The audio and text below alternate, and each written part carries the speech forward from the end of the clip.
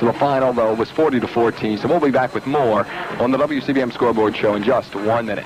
Ladies and gentlemen, this is Tom Davis back at Memorial Stadium in Baltimore, and a plane has just crashed into the upper deck. It's a private plane. It's a single-engine plane. Chuck Thompson has the binoculars on it. The plane has crashed into the upper deck around Section 1 or 41 behind home plate. The plane came inside the horseshoe of the stadium while we were out on the commercial, and the plane went into the upper deck as it tried to rise and get above the stadium. Luckily, there was no spectators around when it happened, and there are some spectators up there trying to get the person out that was flying the plane. The plane crashed into the upper deck, and luckily, no fans were hurt. Now, evidently, the driver of the plane is hurt, and there are fans up there now trying to free whoever was driving the plane. They got him out, Tom. Before he came in, I saw that guy come around once before, and I said to Otto Bracey, I said, there's a guy buzzing the stadium, and here he came in again. Chuck, you want to put the mic on? You got the binoculars on there. He went to the closed end. That's when he crashed into it. I think before he was going to the open. You're right. That's where I saw him, you know. Chuck, put that other mic on if you want to real quick, and you got the binoculars up there. Unbelievable. I could not believe it. While we were out for the commercial, we were just standing here waiting to come back on the air, and this plane came inside the stadium, and it's a single-engine plane, according to Chuck Thompson. Chuck, you got Chuck's mic up? I'm trying to see if there's any identifying marks on the airplane, but I can't see anything at all. The numbers are not available to me. It's just got a blue stripe around the tail section, and the manner in which it is sitting in the upper deck, we can't read the registration numbers in the plane. The pilot was carried out of the plane and is on his way now to the hospital, I would think. And the police did a very good job, along with the other personnel of the stadium, getting up there with a fire extinguisher. And fortunately, there were no spectators in that area in the closed end of the grandstand or the horseshoe, or there'd been many, many people hurt.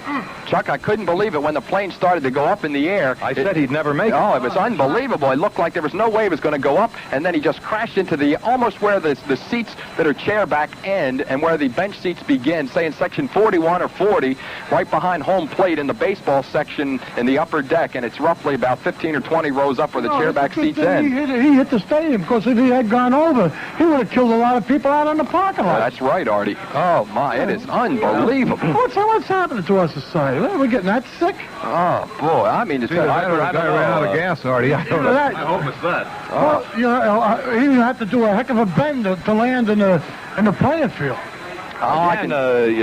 Somebody's going back in the plane again. To see if there's anybody else in there. Right. As far as we know, there was just the pilot, but somebody is going in there now and apparently that was the only person in the airplane, Arthur, because they certainly would have made another effort to get another person out if there'd been anybody in there. They got the only... sinking, Chuck, right? It looked like he just couldn't get that altitude going. Well, there should have been no business for him to be inside this horseshoe to begin with. Absolutely not. He broke every rule in the book in flying an airplane, and number one, he's not supposed to be at that kind of an altitude, and it was just, very poor judgment on the pilot's part. Saw the plane come around? Yep. Yeah, they're bringing a stretcher, so there's a nurse there, Chuck. So there may be somebody still in the plane. There might be another person. No, I think they're going to take it into the runway where the pilot is. All I can say, ladies and gentlemen, this is one of the most astonishing things I've ever seen in my entire life. A plane came into Memorial Stadium about 3 minutes ago, a single-engine plane. It tried to get up behind the horseshoe, could not, and it crashed into the upper deck in the section 41 or 40, I'm not exactly sure, but it's right above the baseball press box in the upper deck. The plane now is nosedived into the stands with the tail portion standing straight up in the air. The gentleman who apparently was driving the plane or piloting the plane is out of the plane. The plane luckily did not get into any fire situation. Nothing really burst into the plane. Thanks to the personnel around the stadium here who knew exactly what to do. People, Chuck. And it reminds me of way back in World War II, the kamikaze pilots. Well, that's what it looked like. I mean to tell you, I've never seen anything like it in my entire life. It was almost like seeing a movie come to life. But, people are now, the greatest blessing, if there is a blessing in such a tragedy, is the fact that the seats where he hit were empty, and no spectators have been involved, other than for the man flying the airplane. Can you imagine, Chuck, what would have happened if it would have happened, say, 2 minutes sooner? I mean, there were people still coming down there 2 minutes before that. I mean, it's just luckily that they got out with of the binoculars, and you can see the... That's as Ernie Tyler points out, supposing, the score had been the other way and the Baltimore Colts had won the ball game, how many people would have been in that area? There'd been hundreds of people there, and And it wouldn't have made any difference to the man flying the airplane. Obviously, his judgment was just not what was needed to successfully operate an aircraft, and unfortunately, he's paid a rather severe price for it. Chuck, I noticed as I put the binoculars on there, he knocked out about 3 rows of those chairback seats. And the first thing we did was to look to see, and there are no spectators involved. Just the person, so far as we know, the only injury that came as a result of this unfortunate incident has been to the person flying the airplane. There's not too many people taking pictures either. No. Everybody's astounded.